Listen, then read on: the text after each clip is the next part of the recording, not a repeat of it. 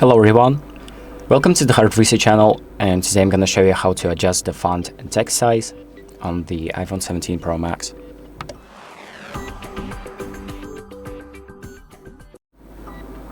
So if you want the text on your iPhone to get bigger so you can read it more clearly, what you can do is open up the Settings app, then scroll down to Display and Brightness, and then tap on Text Size.